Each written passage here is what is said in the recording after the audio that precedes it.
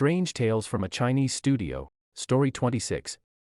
We are looking at an incredible piece of source material. It really is. It's an excerpt from the classic 17th century Chinese text, Strange Tales from a Chinese Studio, or Liao Zai Zi, which was compiled by Pu Songling. Right, a legendary collection. Yeah, and the specific story we're looking at is titled Mr. Hai, which translates to The Sea Prince. Such a great title. It is.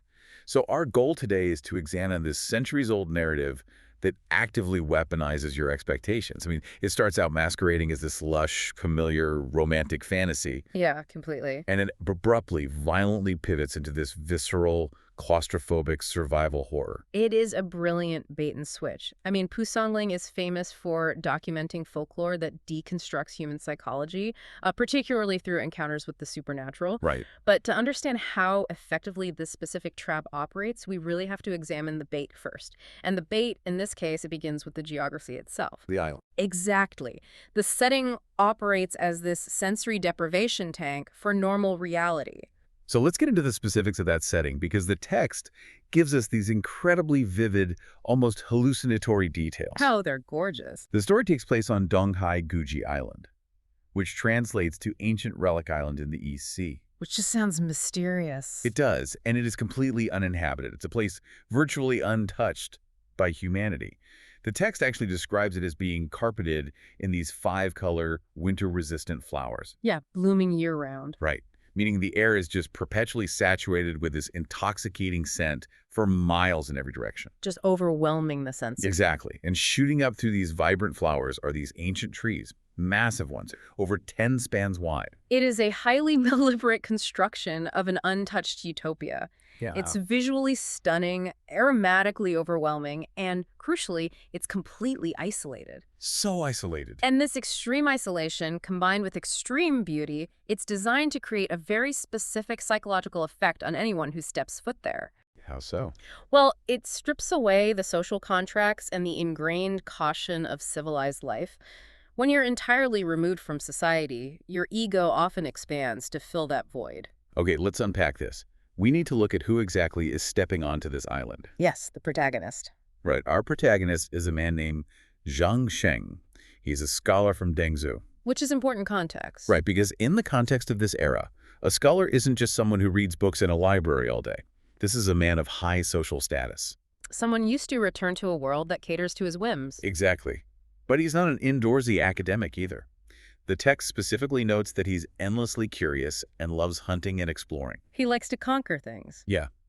So he hears local rumors about this spectacular hidden island, and he decides he just needs to conquer it. He packs up some food and wine, rows a small boat out there entirely by himself, and just stakes his claim.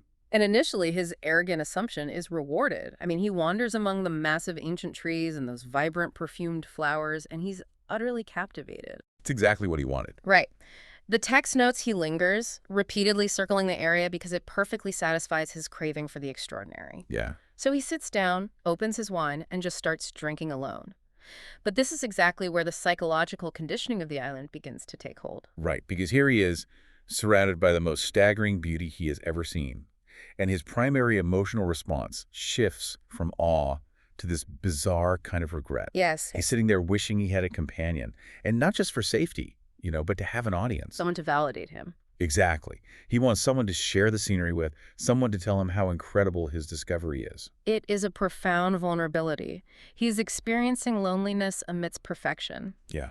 In nature, apex predators often strike when prey is isolated and focused entirely on a singular blinding need, like a thirsty animal at a watering hole. Right, they have tunnel vision. Exactly. Zhang's watering hole is his ego and his desire for companionship. And at the exact moment his longing peaks, the environment conjures his deepest desire. A woman emerges from the 5-color flowers. Yep. And she's not just like a weary traveler. The text is very specific here. She is wearing a dazzling red dress, utterly unmatched in its beauty. Very eye-catching. Very. She approaches Zhang, laughs this bright laugh, and says, "I thought I was the only one with such extraordinary taste. I didn't expect to find a kindred spirit." which just feeds his ego perfectly. 100%.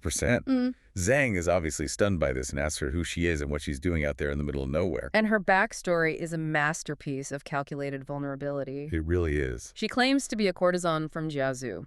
She explains her presence on this totally deserted island by saying she arrived with a nobleman named Mr. Hai the Sea Prince. The title character. Right. She says Mr. Hai is currently off exploring the scenery, and she was left entirely alone in the bushes simply because walking was difficult for her. Her feet were tired. Her feet were tired. That's her excuse. Wait, I have to push back on this. You're telling me this guy is supposed to be a seasoned hunter, right?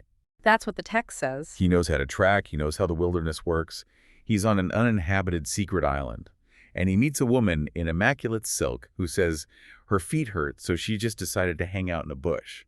I know. It sounds ridiculous. It's like a modern-day solo backpacker or a dark tourist thinking they found some untouched, dangerous paradise only to run into someone who seems way too good to be true. Isn't her excuse a massive red flag? Why doesn't a resourceful hunter immediately recognize this? He sounds like a gullible fool. Well, what's fascinating here is how the text explicitly highlights the exact psychological blind spots that cause a supposed hunter to walk willingly right into a snare. Okay.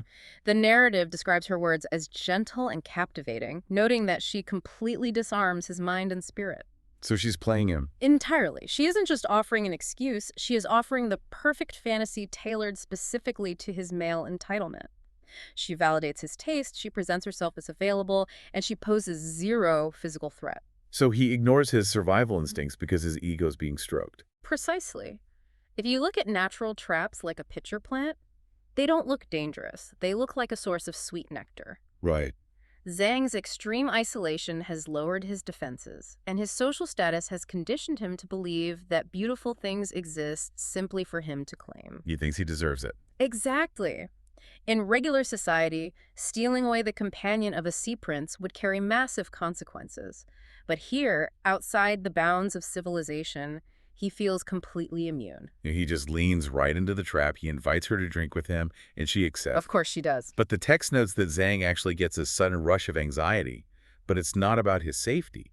He becomes paranoid that this mysterious Mr. Hai will come back from his walk and interrupt them. He's worried about losing the prize. Exactly. So, out of pure fear of missing out, he hurries to initiate an intimate, illicit encounter with her right there in the flowers. He is accelerating his own demise. He has taken the bait so completely that he is rushing to spring the trap himself. But right in the middle of their intimacy, the genre of the story flips on a dime. I mean, there is no slow build-up to the horror. No, the transition is breathtakingly abrupt. It really mimics the sudden, violent strike of a hidden predator. Yeah, a harsh, freezing wind kicks up out of nowhere. The text describes this terrifying noise, the sharp, brutal sound of tall grass snapping and giant, ancient trees breaking all around them. Which is terrifying when you're completely exposed. Right. The woman violently shoves Zhang away, stands up, and plainly states, "Mr. Hai is here." And then she just vanishes. She completely just disappears into thin air. Leaving Zhang scrambling, terrified, and totally exposed. I mean, he's trying to quickly pull his clothes together and figure out what is destroying the forest. Yeah. And what emerges from the broken brush is not an angry nobleman. It is a giant snake. The source material specifies it is thicker than a massive bamboo tube, and it is slithering directly toward him. Here's where it gets really interesting, because the author doesn't just write a generic monster attack where the beast lunges and bites his head off. No, it's much more calculated. The specificity of the violence is deeply mechanistic. Zhang tries to scramble away and hide behind one of those giant, 10-span-wide ancient trees. But the snake finds him instantly. Doesn't hesitate. Right. It wraps its massive body around both Zhang and the giant tree, coiling around them several times. This is a critical detail. Yeah. It is not just an attack. It is a tactical neutralization. I'm trying to visualize the anatomy of this trap. Because if a snake that massive wanted to crush him, it could just constrict and break every bone in his body. Easily. But the text specifies that the snake coils in such a way that Zhang's arms are pinned straight down against his hips. He cannot bend his elbows even a fraction of an inch. Wow. It's like a horror movie trap, like a biological straitjacket designed specifically to neutralize a human being's greatest advantage, our arms and opposable thumbs. Exactly. It renders him anatomically helpless. And this implies a terrifying level of intelligence and experience on the monster's part. It knows exactly how to handle human prey. It's done this before. Oh, absolutely. And it explains why the creature doesn't just swallow him whole. Right, why not just eat him? Well, swallowing a heavily clothed, potentially armed human hunter carries digestive risks for a snake. Instead, it opts for a methodical, almost ritualistic draining. Which is horrifying to picture. You are forced to literally watch your own slow demise. Yes. The snake raises its massive head right in front of Zhang's face, opens its mouth, and shoots its tongue out, piercing Zhang straight through the nose. Why the nose? Physiologically, the nasal cavity is incredibly vascular. By piercing the nose, the snake induces a massive continuous hemorrhage without immediately killing the brain or stopping the heart. Oh, that is brutal. It turns the victim's own circulatory system into a pump. The text details how the blood gushes down, cascading to the ground until it forms a literal puddle. And the snake just lowers its head to calmly lap up the pool of Zhang's own blood. Just taking a drink. It forces him to stand there, fused to the very nature he came out there to admire, watching a monster drink him dry. It's the ultimate claustrophobic nightmare. He is completely convinced he's going to die. Anyone would be. But right at the absolute brink of despair, his brain kicks in. This is the moment the narrative pivots again. It is the ultimate reclamation of agency. Yep. He goes from being helpless prey back to the resourceful hunter he was at the start. Right, because he suddenly remembers a tiny detail. His arms are pinned straight down at his sides, paralyzing him. But strapped to his waist, resting exactly where his hands are pinned, is a small hunting pouch. Talk about a lucky break. Seriously. And inside that pouch is a highly toxic poison powder that he brought for the trip. The spatial geography of the snake's tactical hold suddenly becomes Zhang's only advantage. He can't move his arms, right, but he has just enough microscopic mobility in his fingers. The text says he manages to use just 2 fingers to blindly pinch the poison out of the pouch, break the paper wrapper, and pile the toxic powder directly into the palm of his hand. Which requires an unbelievable amount of dexterity and presence of mind. Under that kind of pressure. Yeah, you have to imagine the sheer adrenaline and panic of actively bleeding to death from your face while a monster is drinking at your feet. And yet, he manages this precise, delicate motor function. But having the poison in his hand doesn't solve the problem, because he can't lift his hand to throw it into the snake's mouth or eyes. His arm is still pinned to his hip. Right, so he does something brilliantly gruesome. It's like an ultimate gritty action movie climax. It really is. He tilts his neck. He intentionally angles his bleeding face so that the blood pouring from his pierced nose drips directly downward into his own palm, mixing with the toxic powder. If we connect this to the bigger picture, this is where the core theme of the story crystallizes. How so? Zhang's background as a hunter wasn't just flavor text, it was the essential setup for his salvation. He understands the mechanics of baiting. The snake used a beautiful woman and Zhang's own desires to trap him. Now, Zhang uses the snake's blind hunger to trap it. He weaponizes his own life force. Wow. It is a pure battle of human wits and preparation against brute supernatural force. The incredible presence of mind to weaponize your own bleeding wound. I mean, he creates a toxic cocktail right there in his palm. And the snake, which is just blindly following the scent and flow of the blood, bends down and drinks directly from Zhang's hand. It's a fatal error by the predator. It bypasses its own defenses. And I want to get into the mechanics of why that works so perfectly. Because introducing raw poison powder to the exterior of a massive snake might do nothing, right? Right, scales are tough. But by mixing it into a liquid and having the snake actively swallow it, You are introducing the toxin directly to the raw mucous membranes of the snake's mouth and digestive tract. which is instant. Exactly. The absorption rate would be instantaneous. It causes a hyper-accelerated systemic shock. The physiological reaction of the monster is explosive. It doesn't even finish the blood in his hand.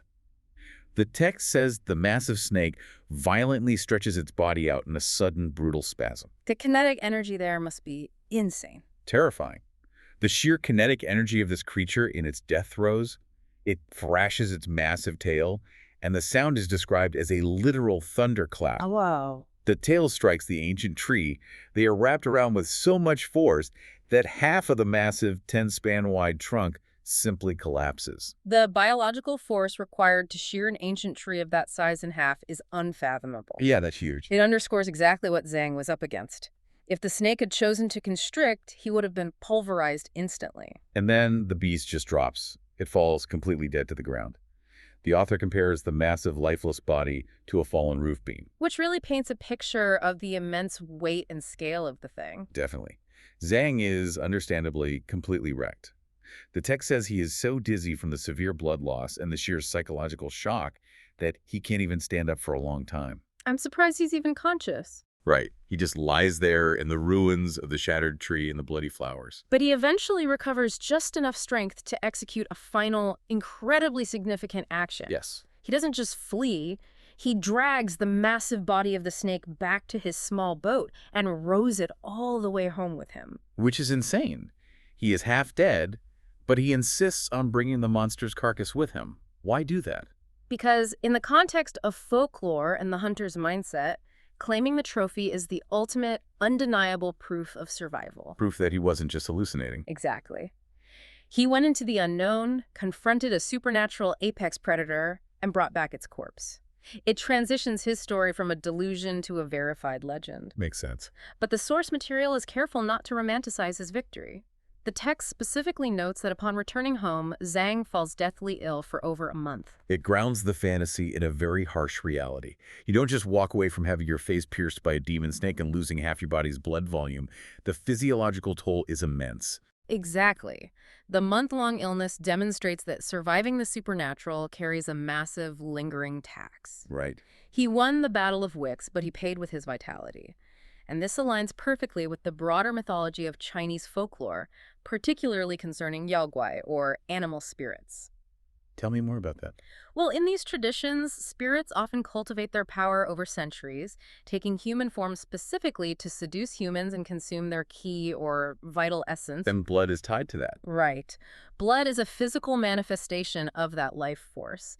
The snake wasn't just hungry for calories, it was harvesting his vitality. So what does this all mean for the story's lingering mystery? Oh, this is the best part. The story concludes with Zhang physically recovering, but carrying this deep, unshakable psychological suspicion. He becomes thoroughly convinced that the beautiful woman in the dazzling red dress wasn't a courtesan at all. No. He believes she was actually a snake spirit, too. Which completely reframes the entire narrative. Completely. It changes it from a tragic chance encounter on an island into a highly premeditated cooperative trap. Right. Because if she is a spirit, it recontextualizes every single thing she did. Yeah. Were they working together? Yeah, that's the big question. Was she the designated bait, intentionally luring this arrogant, entitled explorer into a false sense of security so the massive Mr. High could harvest him? Or was she just another monster, playing a different symbiotic role in the island's deadly ecosystem? It casts a sinister shadow over every word she spoke. I mean, think about it. I stayed behind because walking was difficult. Yeah, her feet hurt. Mr. High is off exploring.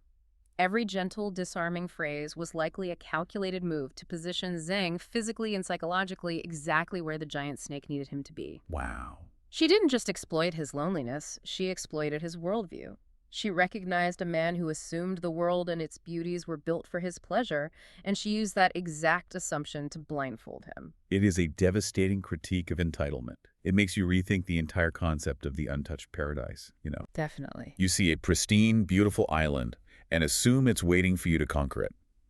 In reality, it's a giant, perfectly evolved spider web. Just waiting for you to wander in. And that brings us to the real takeaway for you listening right now.